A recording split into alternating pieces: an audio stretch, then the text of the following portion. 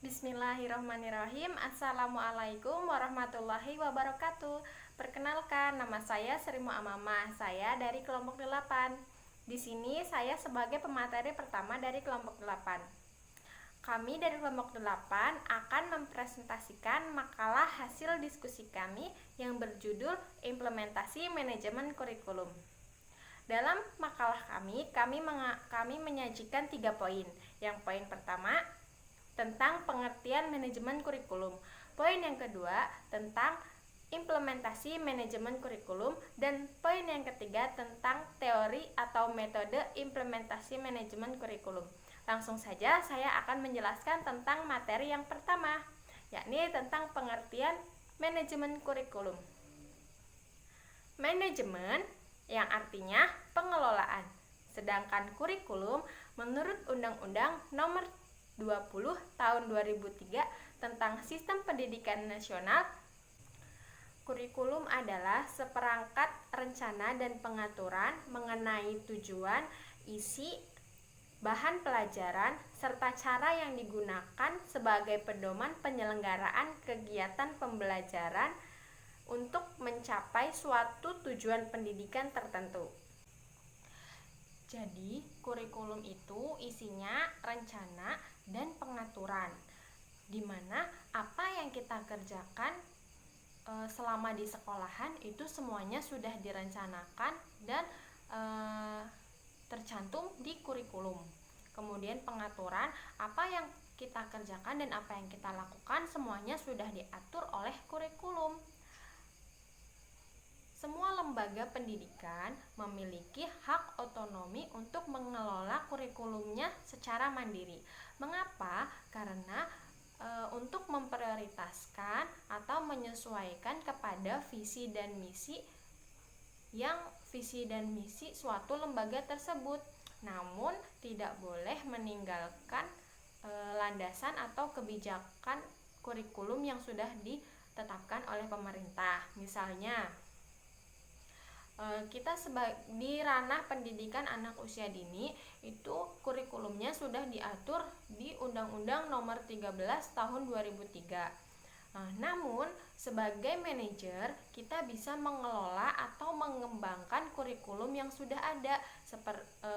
Kita boleh menambahi sesuai dengan visi dan misi lembaga pendidikan yang kita manage, namun kita tidak boleh mengurangi atau menghilangkan aturan atau rencana yang pemerintah tetapkan. Seperti itu.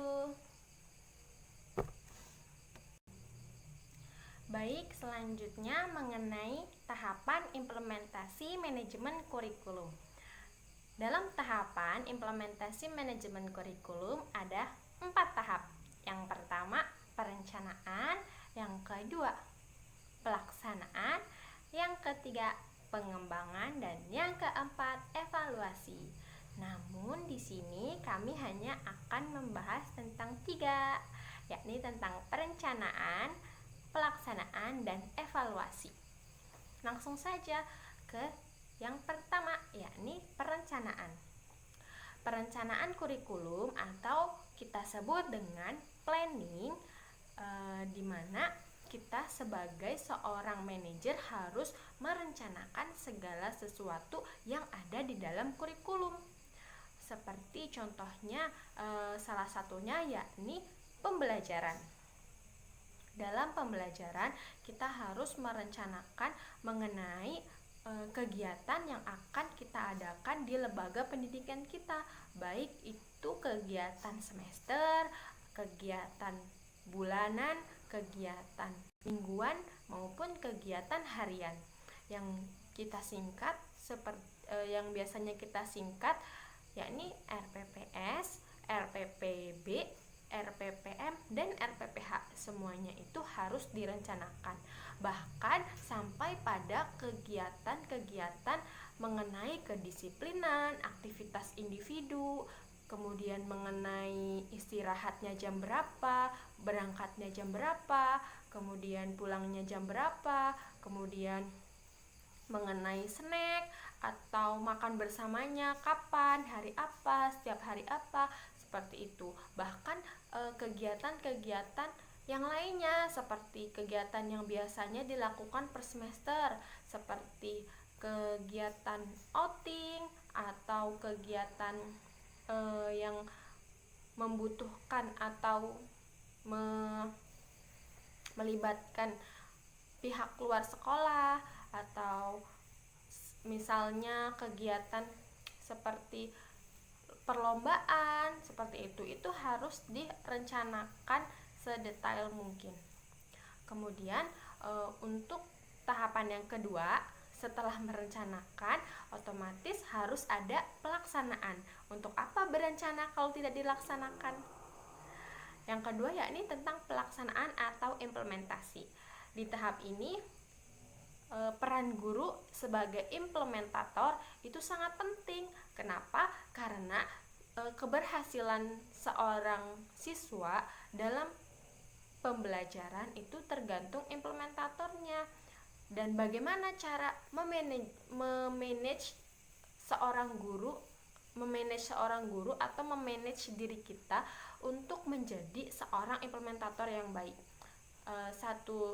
Salah satu caranya yakni dengan menjadikan siswa sebagai subjek pembelajaran, bukan sebagai objek pembelajaran. Kenapa? Apa perbedaannya? Jika siswa dijadikan objek, siswa hanya sampai pada batas mengerti dan paham. Namun jika siswa dijadikan subjek, maka di sana siswa akan mengembangkan atau lebih kreatif terhadap apa yang diterima. Dia tidak hanya menerima, tapi dia juga mencari dan menganalisis sesuatu untuk mendapatkan ilmu tersebut. Seperti kalau di pendidikan anak usia dini itu melakukannya dengan metode observasi. Jadi anak diminta untuk terjun langsung atau mendapatkan pengalaman langsung dengan benda real, dengan keadaan yang nyata sebagai bentuk media pembelajaran, seperti itu. Contohnya, jika anak ingin mempelajari tentang tumbuhan, maka kita sebaiknya membawa contoh atau mengajarkan kepada anak sesuatu yang real, benar-benar tumbuhan, bukan hanya sekedar foto tumbuhan atau replika tumbuhan, tapi kita bisa menyajikan langsung contoh dari tumbuhan, misalnya tumbuhan buah-buahan.